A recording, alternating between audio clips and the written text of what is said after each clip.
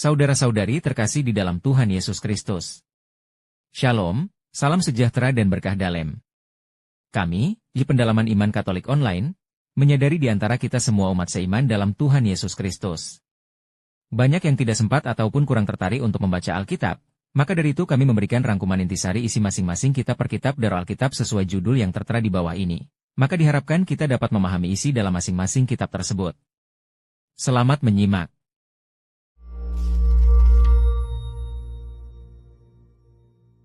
Kita sedang mempelajari bagaimana membaca berbagai jenis literatur dalam Alkitab. Dan kita akan mulai dengan berbicara tentang kisah dalam Alkitab. Jadi dalam bentuknya yang paling sederhana, sebuah kisah memiliki tokoh-tokoh yang mengalami serangkaian peristiwa di suatu tempat. Dan cara seorang penulis memilih dan menyusun rangkaian peristiwa tersebut, itulah yang disebut sebagai alur cerita. Alur cerita yang paling dasar dimulai dengan seorang tokoh yang berada di suatu tempat, dan kemudian terjadilah sesuatu yang tidak diharapkan, menimbulkan masalah yang memicu konflik yang utama, tetapi kemudian dapat ia selesaikan, dan tokoh tersebut akhirnya diubahkan dan menjalani kehidupannya yang baru. Nah, saat kita membaca sebuah kisah, kita perlu memahami setiap adegan dalam hubungannya dengan alur cerita yang lebih luas. Kisah yang sama bisa memiliki arti yang sangat berbeda jika kita tidak memperhatikan di mana kisah ini terjadi dalam alur ceritanya. Hal ini selalu terjadi ketika orang membaca Alkitab. Sungguh? Ya, ambil sebagai contoh kisah tentang Gideon. Ada adegan yang terkenal saat Gideon berusaha memahami apakah Allah akan menolong dia memenangkan pertempuran. Jadi ia meminta tanda dari Allah. Ya, Gideon membentangkan guntingan bulu domba di tanah dan ia meminta tanda agar bulu domba itu dibasahi oleh embun di pagi hari, tetapi tanah di sekitarnya tetap kering dan Allah melakukannya. Nah, jika kita khusus melihat adegan ini, apa yang menjadi konfliknya?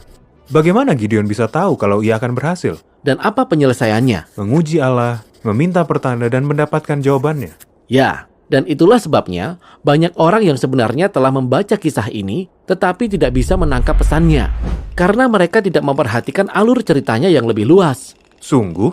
Ya, jadi mari kita mulai dari awal supaya kita dapat memahami latar belakangnya. Kisah ini dimulai dengan Gideon dan orang-orang Israel yang hidup dalam ketakutan. Karena mereka ditindas oleh orang-orang Midian yang menyerbu mereka. Ya, mengerti. Lalu ada panggilan untuk bertindak. Allah memerintahkan Gideon untuk mengalahkan orang-orang Midian dan menyelamatkan bangsa Israel. Ya, ini akan menjadi kisah yang menarik. Tetapi kemudian Gideon menjadi sangat ragu. Sehingga ia meminta Allah untuk melakukan tanda ajaib. Agar aku tahu bahwa engkau sendirilah yang berfirman kepadaku. Dan Allah mengikuti permintaannya. Ia memberinya tanda dengan menyalakan api di atas mezbah. Jadi Gideon sudah meminta tanda. Tapi kisahnya belum selesai.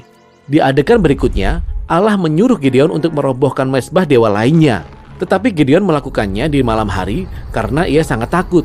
Jadi Gideon itu orang yang peragu dan sedikit pengecut. Kemudian kita tiba pada saat di mana Gideon harus menghadapi orang-orang Midian.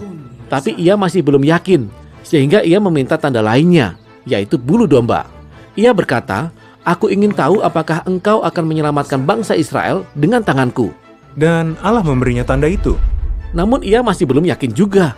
Bahkan ia meminta satu lagi tanda yang hanya sedikit berbeda dari tanda sebelumnya. Oke, jadi Gideon sudah meminta terlalu banyak tanda. Betul sekali. Dalam konteks yang lebih besar, jelas bahwa konflik dalam alur cerita ini bukanlah bagaimana Gideon dapat memahami kehendak Allah yang sulit untuk dimengerti. Konflik sebenarnya adalah kapan ia akan mulai bertindak dan mempercayai Allah. Oke, jadi apa penyelesaiannya? Mari kita terus membaca. Gideon mengumpulkan pasukan yang besar, 30.000 tentara untuk melawan orang Midian. Namun Allah berkata, tidak, terlalu banyak orang. Maka Gideon mengurangi pasukannya hingga 300 orang. Mengapa Allah melakukan demikian? Karena Gideon sudah menguji Allah. Kini giliran Allah yang menguji dia. Ia memerintahkan Gideon untuk mempersenjatai 300 tentara ini dengan sangkakala dan obor. Lalu mereka mengepung orang-orang Midian itu pada malam hari dan membuat suara gaduh di bukit-bukit. Walaupun perintah ini kelihatannya konyol, tetapi Gideon tetap melakukannya. Dan suara gaduh inilah yang membuat orang-orang Midian berteriak ketakutan dan kacau balau. Mereka saling menghancurkan satu sama lain di tengah kegelapan. Sementara Gideon menyaksikannya dengan aman dari atas bukit. Jadi kisah ini tidak menawarkan suatu petunjuk kepada para pembaca untuk bisa memahami kehendak Allah.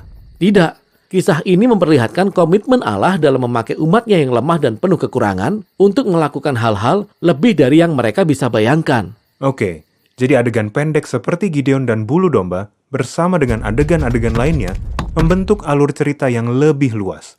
Menelusuri konflik dan penyelesaiannya dalam alur cerita akan membantu kita dalam melihat pesan yang ingin disampaikan oleh penulis. Nah, kisah Gideon ditempatkan berdampingan dengan banyak kisah lainnya tentang para pemimpin yang tercela dan seringkali meragukan, yang disebut sebagai hakim-hakim. Dan masing-masing dari kisah ini memiliki alur ceritanya sendiri. Namun secara keseluruhan, semua kisah ini membentuk satu gerakan dalam kisah Alkitab, yaitu masa hakim-hakim yang memiliki satu kesatuan alur cerita. Dan ada banyak gerakan lainnya dalam kisah Alkitab. Betul sekali. Dan semua kisah yang lebih pendek ini, ada ratusan banyaknya, semua masuk ke dalam lingkup gerakannya masing-masing. Dan kemudian gerakan-gerakan ini secara bersama-sama menjadi unsur yang membentuk alur cerita utama dari seluruh kisah Alkitab. Jadi, apapun yang kita baca dalam Alkitab, kita harus memperhatikan berbagai tingkatan dari alur cerita ini, supaya kita dapat memahami setiap kisah sesuai latar belakangnya. Betul sekali, Alkitab merupakan karya sastra tingkat tinggi. Jadi semua alur cerita yang lebih kecil ini terus saling melengkapi dan menambah ketegangan. Namun kalau kita mundur sejenak, kita akan bisa melihat bagaimana seluruh kisah ini terangkai dalam satu kesatuan kisah yang membawa kita kepada Yesus.